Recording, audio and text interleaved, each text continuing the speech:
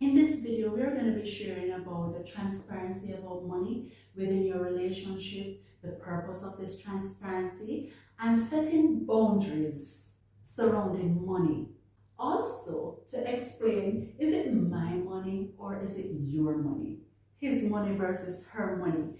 Be sure to stick around to the end as we discuss these with you.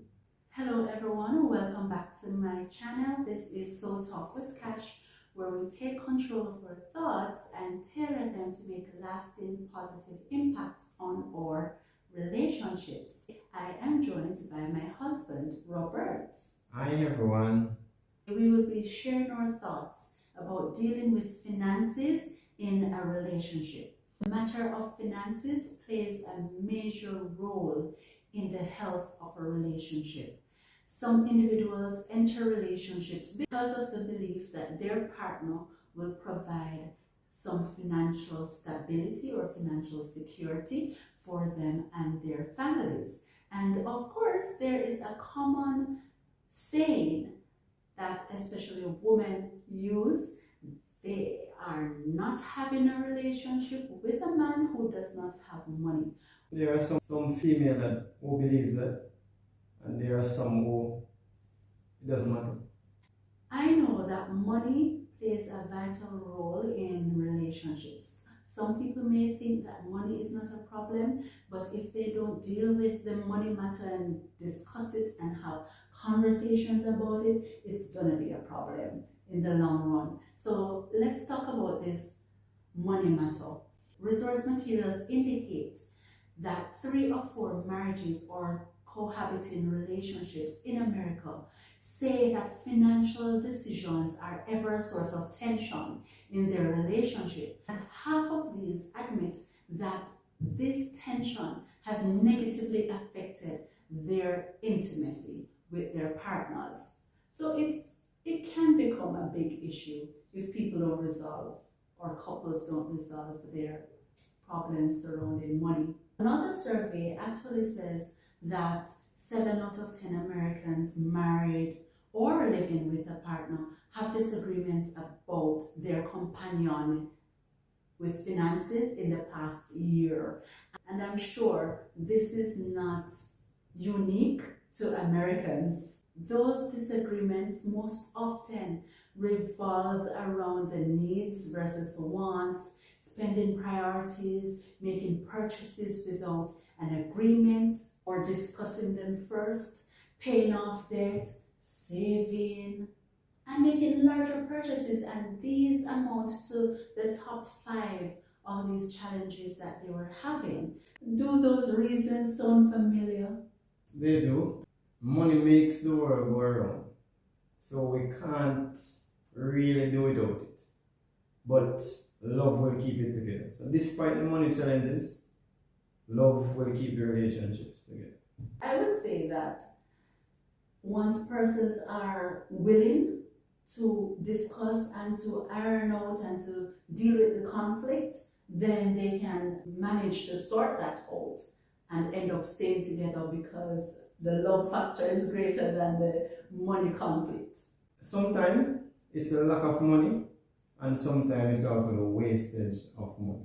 Because if one person is wanting this to work, they want to get to the bottom of this challenge, and the other person does not want to change a bad habit with money, then it's gonna cause that conflict all the time, and then it's gonna become frustrating for the other person.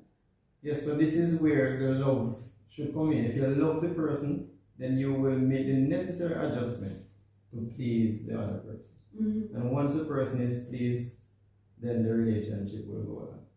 Yeah. And we know that it's a fact now that conflict surrounding money contributes to divorce. Just check the data. Data released by the financial firm TD Ameritrade found that 41% of divorced Gen Zs and 29% of the boomers say that they ended their marriage due to disagreements about money.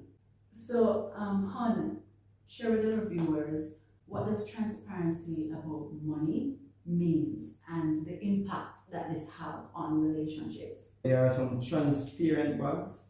Once you have something in the bag, everybody can see it. So transparency in a relationship simply means making the thing known to the other party. So you don't go about spending the money that is for both of you without telling the other person about it. And that will make the relationship simple and easier, because everything is governed by principles. And if you step outside of the principle, then it's going to cause a conflict. Definitely, because I believe that transparency helps to create trust. When I can trust you, knowing that you're open and honest about monies, I can feel comfortable, and that will give me a level of security when you're transparent about money. And also, we know that you won't go ahead and be spending this money without discussion, because I'll be thinking that we have X amount of money and I may have plans for us to do something else with it. And can you imagine when you spend that and I'm looking for that to be available and it's no longer available? This is where even family budgets are important, that as a family discuss what the budget is and try to stick or respect the budget. Yes, and in these last days, it's very difficult to stick to the budget with inflation eating all the thing, but as close to it as possible. And if they're going to be, after creating the budget and the money that is allocated, the money that is left for the parties, then you decide how that spending is going to go. And don't, after deciding, then you go ahead and do your own thing, and the other person do their own thing. But yes, if there is any change, you sit down and discuss the change and go ahead. Because remember, two can only walk together if and when they agree. Even financial goals are something that needs to be discussed, right? Because even the savings, the investments, the plans, future plans about these goals, because we can have different views about money. One person may feel secure with an investment, and the other may feel secure with the money just sitting in the bank and looking at it, and then it is accessible all the time to them, while the other person may want to invest in real estate or stocks or bonds. And these are some discussions that are necessary for couples to be having. Communication to any relationship is vital, and effective communication. So at all times, when anything should be happening, then both parties sit down so you can help to guide each other. Because in a relationship, any decision that is made is going to affect both of you. It's best to sit down and work it out as best as possible. I know that at times the husband wants to surprise the wife, or the wife wants to surprise the husband. But at the end, sometimes the surprise don't work out because they didn't discuss. Try to discuss and get advice from those who know how to make the thing work. Yes. And these discussions help with accountability. Imagine a partner going and doing this big spending without the other one knowing, and incur this large debt. Before you know, the financial services are coming to so-called take your assets. No, that can cause any relationship to just crumble. Financial infidelity. Yes, this has to do with spending money, possessing credit cards, or possessing credit, holding secret accounts, or stashing away money that the other partner don't know about, borrowing money, or incurring debt that the other partner doesn't know about. So there is something as financial infidelity. And I don't want to know that you're keeping secrets about your money from me. So that's where the openness, the level of openness and trust is important when it comes on to handling money in a relationship. And we're going to be talking about his money versus her money. When I work and I get paid, is that my money? I'm the only one responsible to spend this money, use it how I want. When you work and you have your money is our money. How do couples balance this whole money business as it relates to what they earn in a relationship? What are your views on that? My view is that there is no his money or her money, but it's our money. So this is why you discuss it, because it's our money. And any excessive spending or any misering of the money going to affect both of you. And it's going to cause one person to be upset while one person is pleased, and vice versa. So when you have that discussion, when you lay both paychecks on the table and you put them together, then you sort out the bills, then you give the children their allowances, and then collect back rent from them, collect back this from them, and they know that life is not all about getting, but when you get, you give back. Yes, so when you put that on the table, and after paying the bills and what is left, you pay yourself, and then you can split the money, say, this is yours to spend, and this is mine to spend. This is where marriage is a partnership. So once there's effective communication and there's no hiding of anything, then the marriage can work. Even our beliefs about what the money should be allocated to do, because there's also this concept about paying yourself first before you even take care of the bills.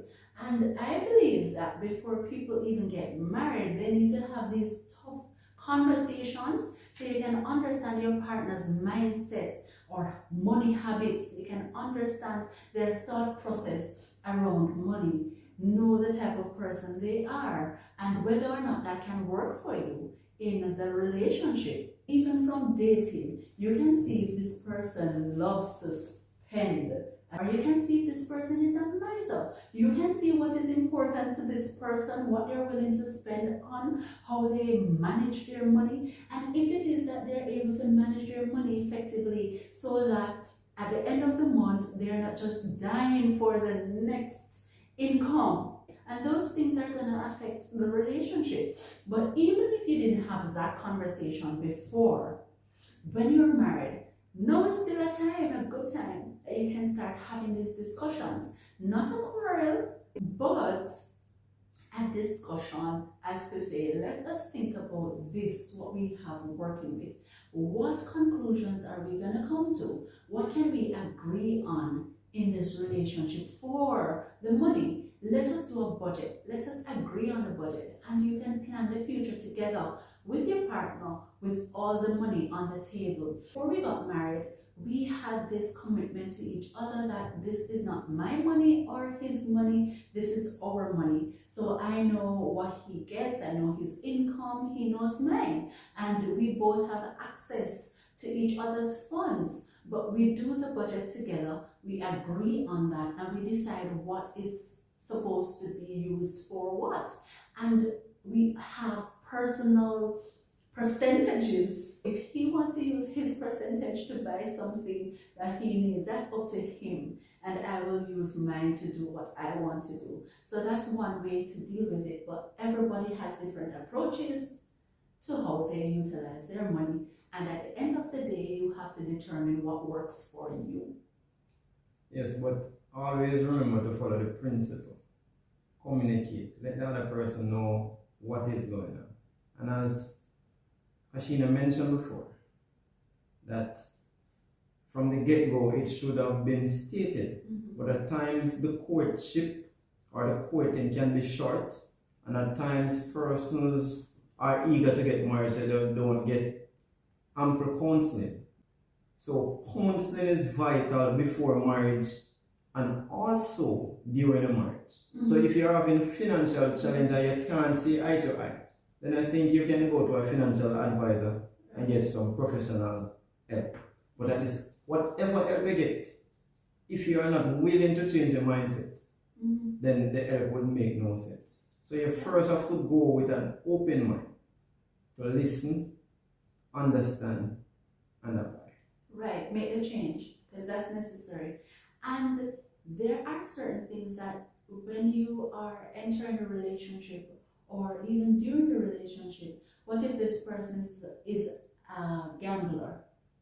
What if they are addicted to drugs or so on? You know that a large sum of this money is going to go towards fueling that habit.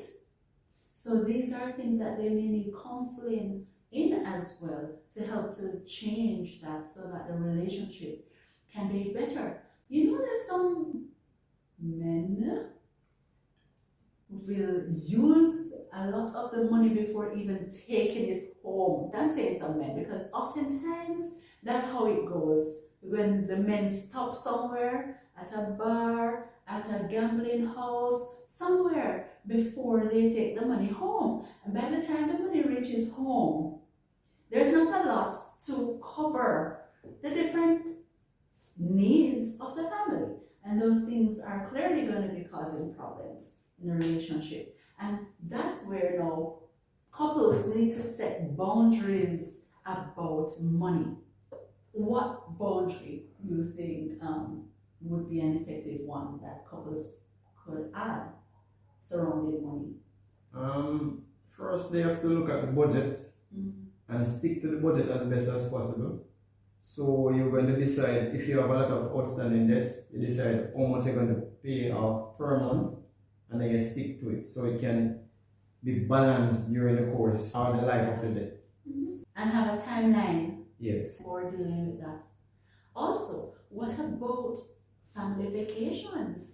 Sometimes these come once a year and we think we should be elaborate and we want to do birthday presents or even family events. And even with that, it would be necessary to set a budget for those things. Plan to it and save towards it so that when it comes up, you know that this is the allotted amount for this activity. Yes, what some persons do is that they throw a partner for the vacation. So because at times if the money come into your hand, at times it might have slip out. But so they take it out on a monthly basis. So at the time of the vacation, it's readily available. Yes. Right. What about eating out? Eating out can be good if you're not only focusing on the food, but go out so you can get to know the other partner better. Spending quality time but at the together. same time, the eating out have to be within the budget that was created. So if you know that you can only eat out 2 times for the month, then you do that. And don't go 3 and 4 to try to impress, because impression can turn into depression. The thing is, people can overspend in this area, and that's where this can be under the miscellaneous. In your budget, this activity can be under miscellaneous funds. And one more, in terms of boundary, we talk about expensive purchases. Yes.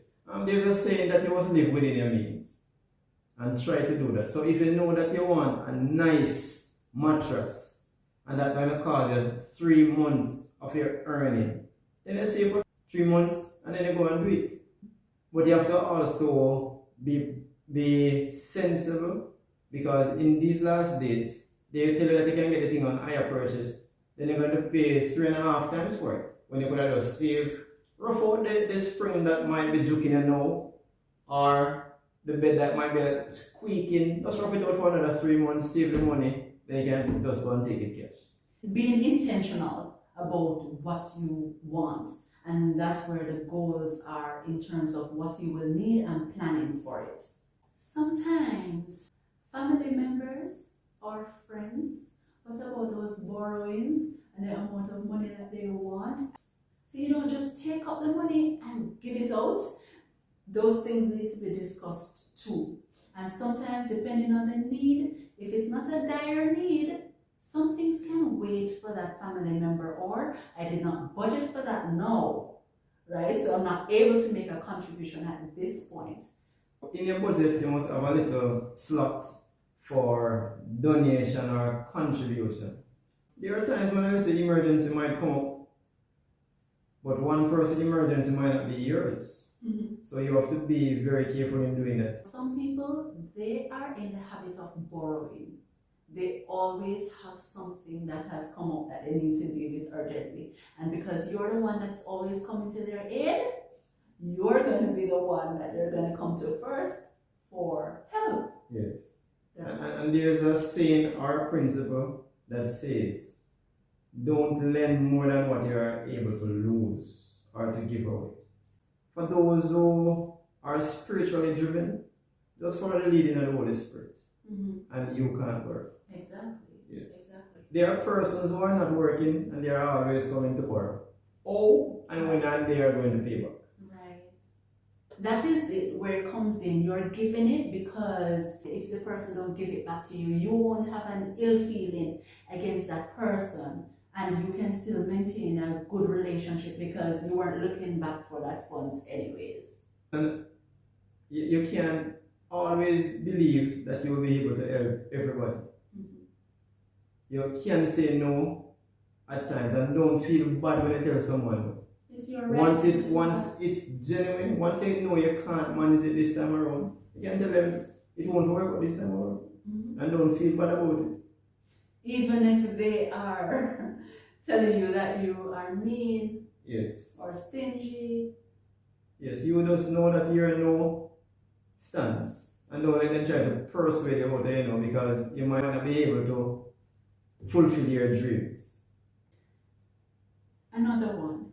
What if the woman makes more money than the man? That can be a big ego thing for men.